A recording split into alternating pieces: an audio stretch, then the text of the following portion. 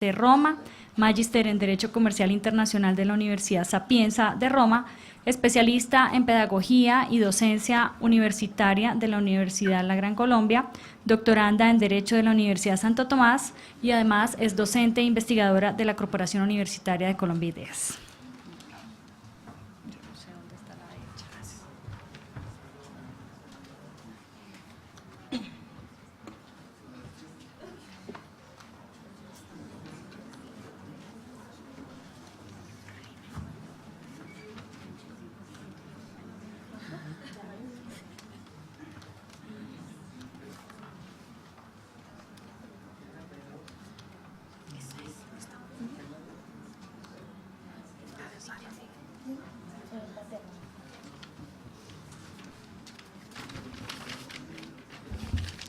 Buenos días. Bueno, doy un saludo muy especial a todos los estudiantes, a todos los invitados por asistir, por apoyarnos en este evento académico. Agradezco también a la universidad por el apoyo que nos ha dado, el decano y también el fundador de la universidad. Bueno, el tema que les traigo para esta ponencia hoy es la cooperación judicial en la insolvencia transfronteriza. En esta situación vamos a mirar el objetivo de la ponencia.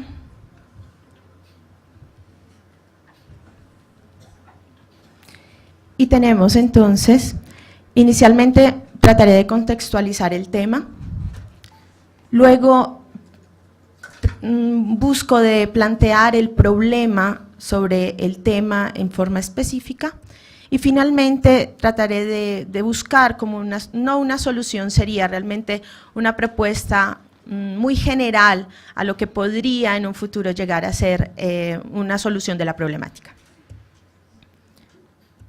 Inicialmente, pues hablando de la contextualización, podemos decir que actualmente el mundo occidental sufre una crisis económica que produjo realmente un estancamiento entre las relaciones comerciales debido a la inexistencia de un flujo monetario.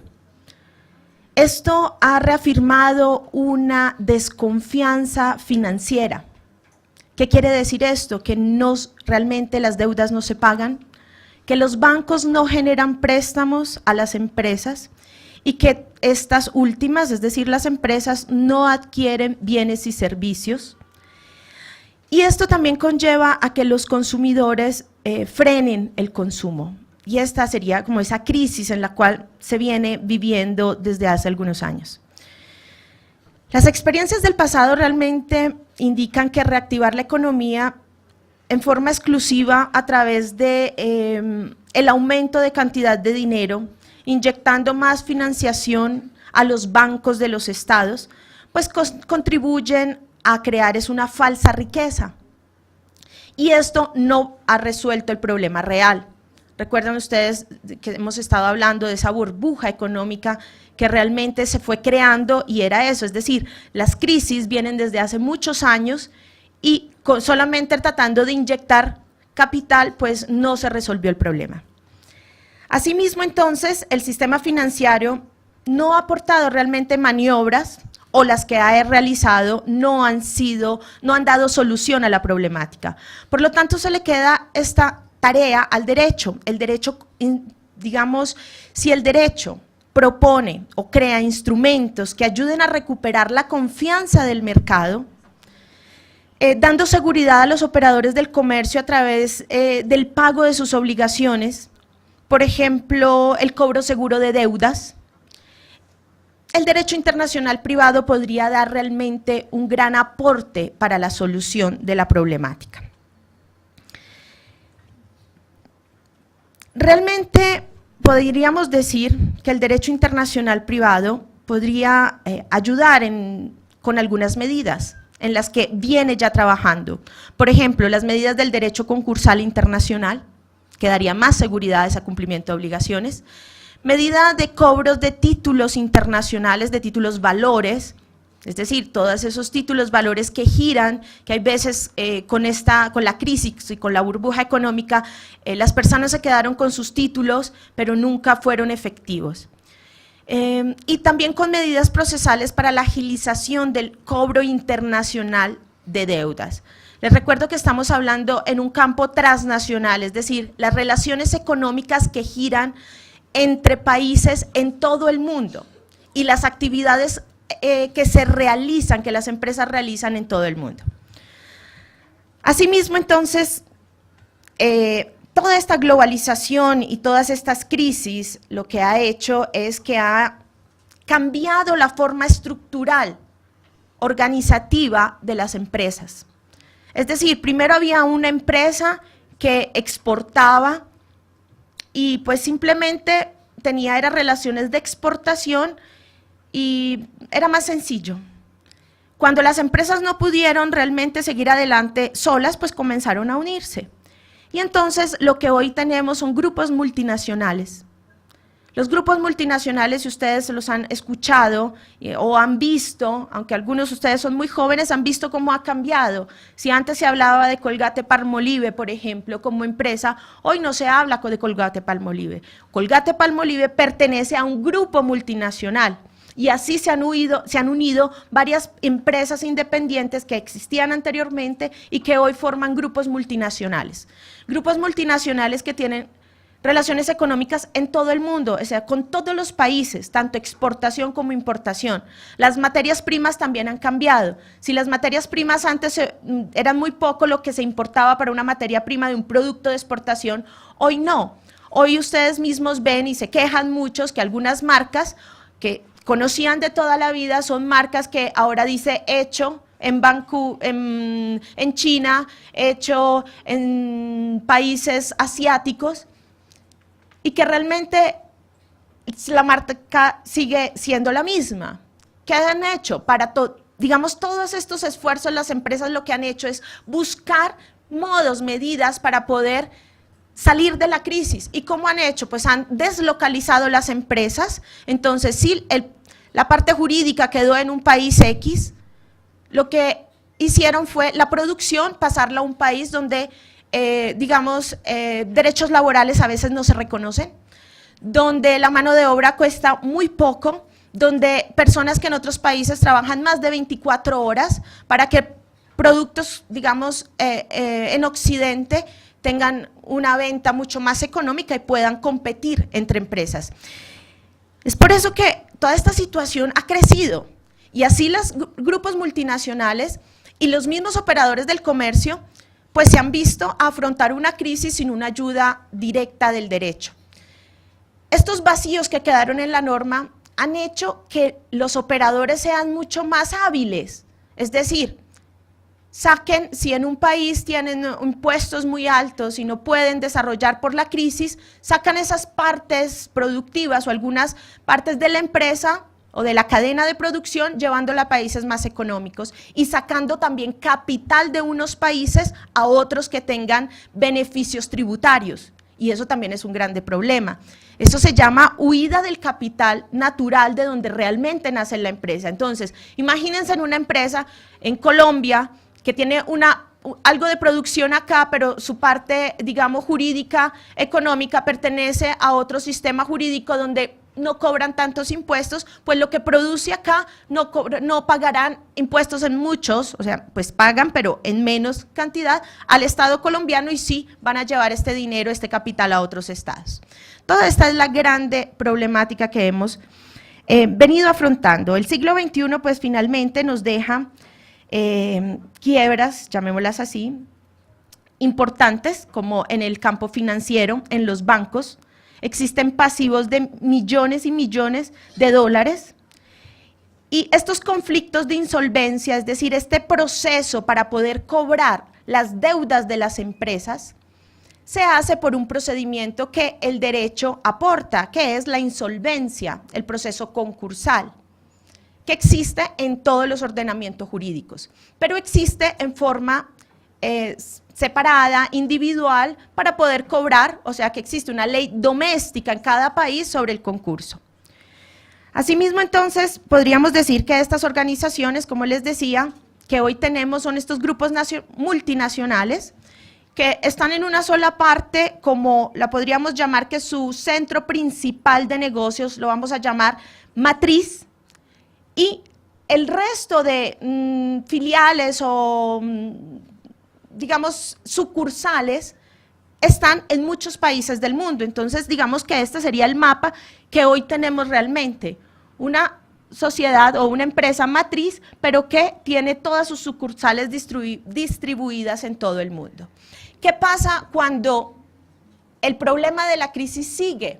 Es decir, la empresa trabaja con deudas, con créditos, y los bancos dan créditos a estas empresas para continuar a seguir adelante. Si llega un momento en que las empresas no comienzan a pagar créditos a los bancos, ni tampoco a sus distribuidores o a los que les dan sus materias primas, pues entonces a este punto comenzaría una crisis del grupo multinacional.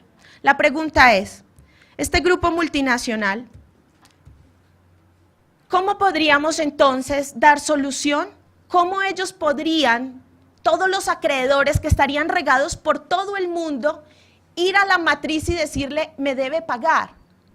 ¿Cómo una persona, no sé, en un país asiático inicia un proceso? ¿Lo podría iniciar en su propio país? ¿Tendría que ir al país de la matriz para poder iniciar un proceso para que le paguen? Entonces, además, si la empresa tiene un tipo de capital que al final, esta empresa, no sé, un número X de capital, pero tiene muchos acreedores, ¿cómo van a poder repartir ese capital entre todos los acreedores? ¿Se le podrá dar más a uno, al otro? ¿Al primero que pagó, que pidió el crédito? ¿Será por las fechas? Entonces, toda esta es la problemática que realmente tenemos. Sobre esto, pues, a nivel internacional, hay varias normas, tanto internacionales como las normas de derecho interno, porque cada país tiene una ley concursal. Las normas internacionales se han propuesto desde dos puntos de vista. Una, que es UNCITRAL, que es una sigla sobre una comisión de las Naciones Unidas que trabaja para los problemas del derecho comercial internacional.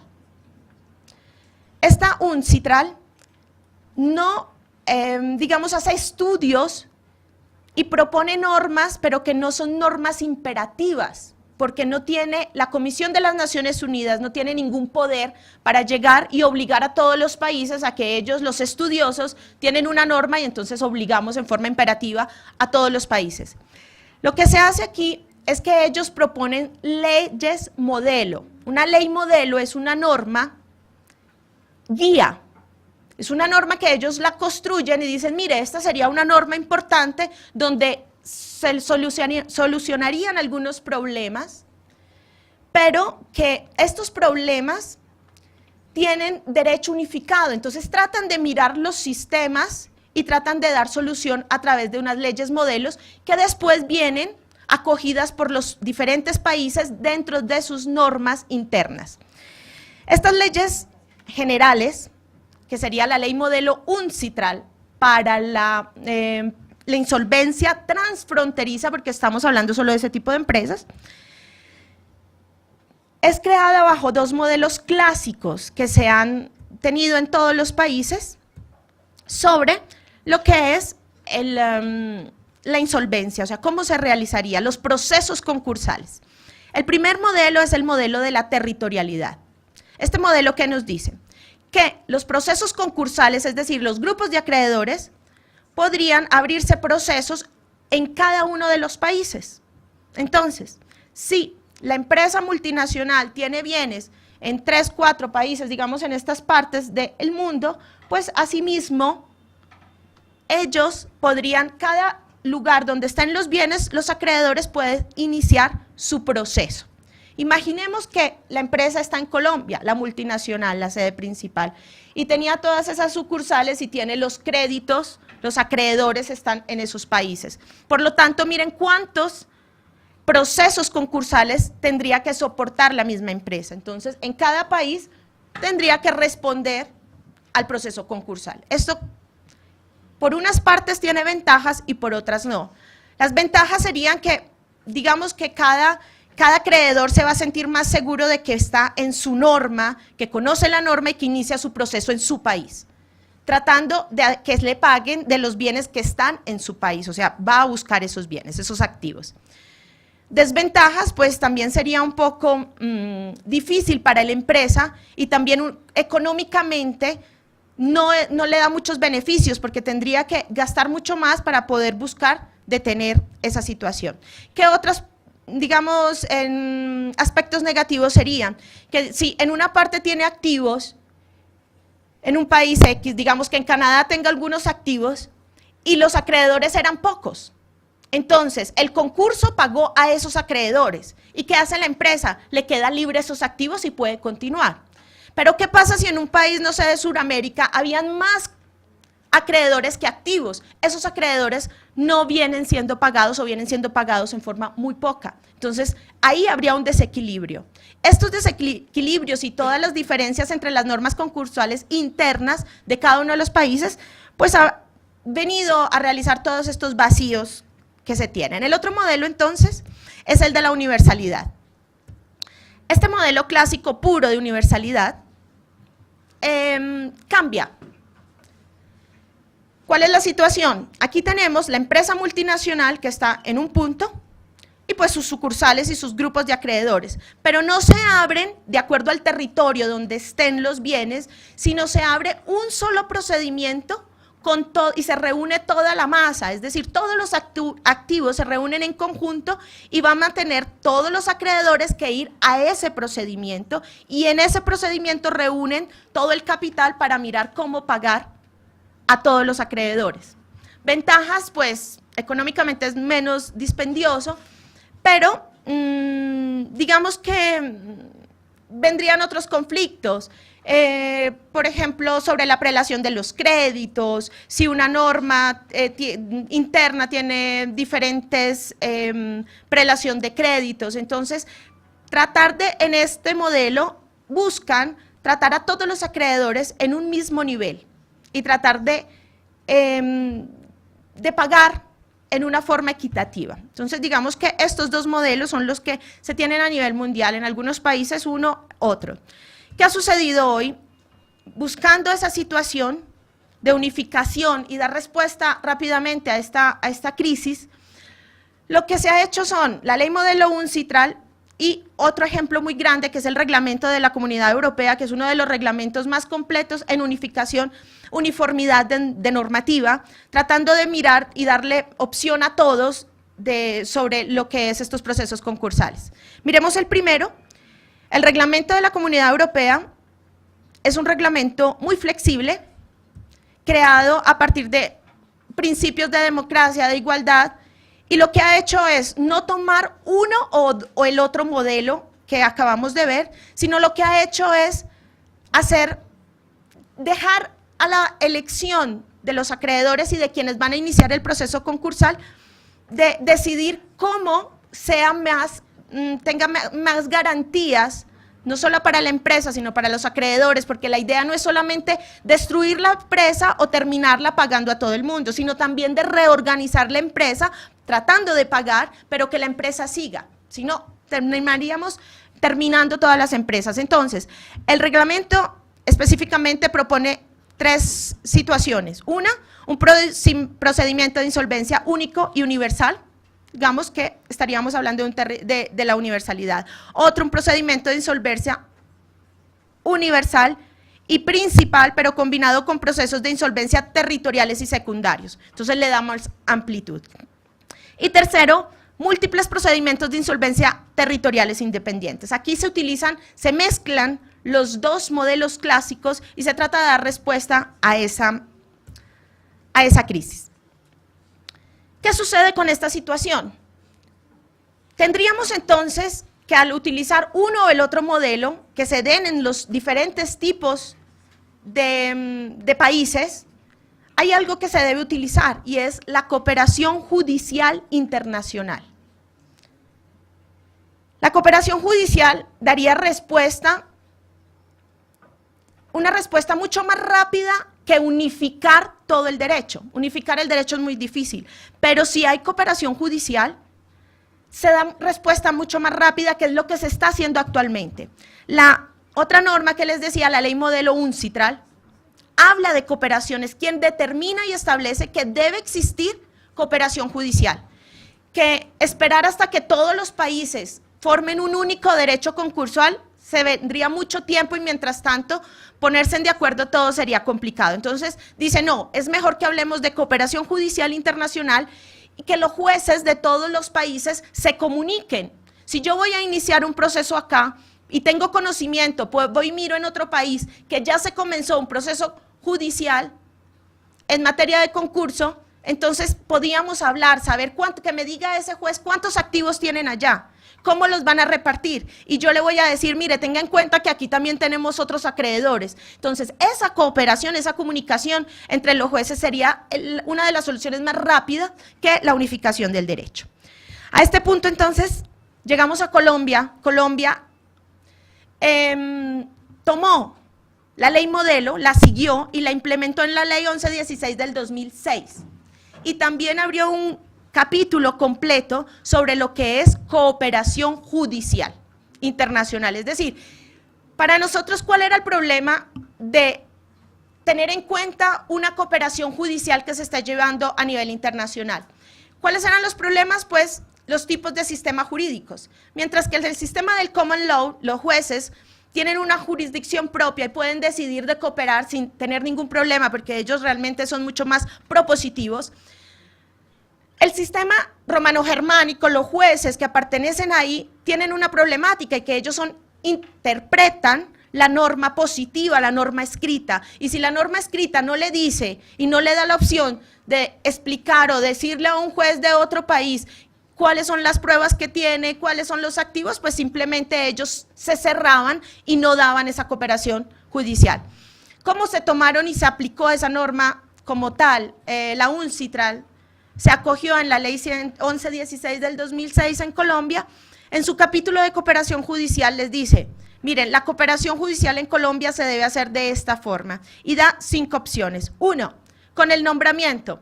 Es decir, se puede nombrar una persona representante de la empresa y que esta persona vaya a los otros concursos y pueda participar teniendo toda la información. Entonces, el juez, o en este caso en Colombia, cuando la competencia la tiene la Superintendencia de Sociedades, pues habrá un representante que podrá, digamos que, unir toda esa información que se tiene para mejorar lo que es el concurso. Segundo, la comunicación. Dice, vamos a dejar, la comunicación entre jueces no puede tener una formalidad, una ritualidad. La cooperación puede ser directa y dice la norma hasta por teléfono. Es decir, un juez hoy en Colombia o el administrador de justicia que esté bajo la superintendencia y tenga conocimiento o quiera llamar a otros países y ya sabe que en un juzgado, en un tribunal, en otro país hay un juez que tiene un procedimiento o que ha abierto un procedimiento concursal para una empresa, lo puede llamar por teléfono, le puede enviar un email y decirle, solicitarle información para iniciar o no un concurso.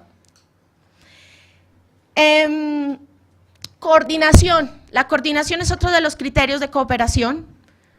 Debe existir coordinación entre todos los concursos abiertos en todos los países. Entonces ya obligan a nosotros a decir, sí, usted, administrador de justicia, tiene que coordinar con los otros para decidir cómo van a pagar las deudas, cómo deben ser todos los créditos satisfechos, pero también tratar a los acreedores de igualdad, mirando y decidiendo, respetando como tal todo lo que tiene que ver el orden público de los países. Es decir, los jueces se pueden coordinar, pero en sus decisiones tienen que respetar el orden público de cada país.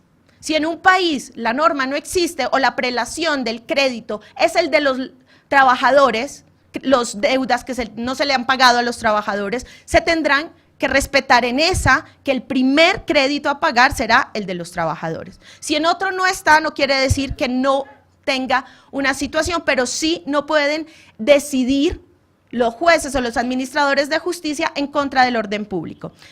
Esta coordinación nace a partir de un caso específico entre Estados Unidos e Inglaterra, donde los jueces muestran, y es digamos que la prueba más fehaciente, en la cual dicen, miren que la cooperación funciona. Se hablaban por teleconferencia, hacían las audiencias en teleconferencia y luego cortaban la teleconferencia para poder hablar por teléfono entre ellos y decidir entre ellos. Entonces, es un ejemplo que sí se puede y que la cooperación judicial funciona. La aprobación es otro criterio de cooperación. Es decir, existen también una forma de llegar al concurso y es con un acuerdo entre las partes, entre los acreedores y la empresa. Pueden hacer un acuerdo privado, decir cómo lo van a hacer, cómo se van a pagar y luego llevárselo al juez o al administrador de justicia para que éste lo apruebe. Es decir, eso también es cooperación. Y asimismo, si el acuerdo viene de otro país, pues revisar exactamente que, o sea, igual pasará por un filtro ese acuerdo que no turbe el orden público, pero sí el juez podrá aprobar. Un juez colombiano o un administrador de justicia colombiano podrá aprobar un acuerdo realizado en el exterior por acreedores y la empresa. Y finalmente, la coordinación simultánea, que es cuando se han abierto todos los procesos concursales, pero que esa cooperación se da a partir de que sean paralelos, simultáneos y que al mismo tiempo se lleve el procedimiento concursal. Es decir, se abre en una parte y se comunica a todos que se abrió y se acepta todas las decisiones tanto de unos jueces como de los otros, y vuelvo y le repito, siempre teniendo en cuenta el principio de orden público. Finalmente, pues, además de esto, porque igual esta situación que se está mirando de cooperación judicial, que ha sido como la respuesta a toda esta problemática, también digamos que se ha visto que el futuro no se sabe hasta cuánto pueda resistir y pueda dar buenos beneficios la cooperación judicial. Se ha venido hablando en el mundo de unificación y de uniformidad de normas. Obviamente el ejemplo mayor es la Comunidad Europea, quien ha unificado realmente los derechos. En Sudamérica tenemos Mercosur, que están haciendo un grande trabajo en unificación de derecho, ellos realmente. La comunidad andina, la verdad, está todavía un poco, cada uno por su lado, solo tenemos el nombre, pero de uniformidad no se ha trabajado. Mercosur ha hecho un mejor esfuerzo.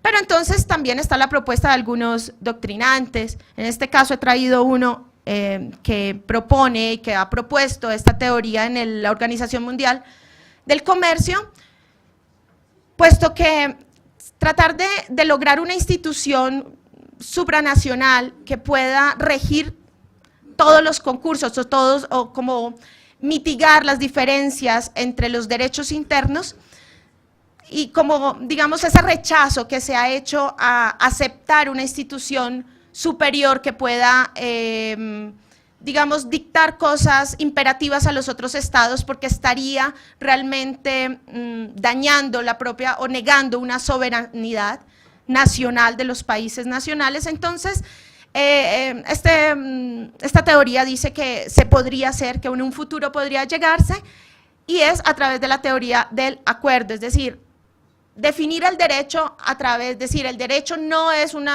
conjunto de normas, sino el derecho es un acuerdo. Así como los contratos nacen y son normas para las partes, es ley para las partes y es a partir de un acuerdo, pues entonces a nivel internacional podría proponerse esta opción, que sea un acuerdo general, un poco complicado, pero es algo utópico, tratar de poner de acuerdo los derechos para lograr un acuerdo paritario, de carácter paritario y no autoritario, pero que permita una natural evolución para tener una institución supranacional que pueda regular el concurso transnacional. Muchas gracias.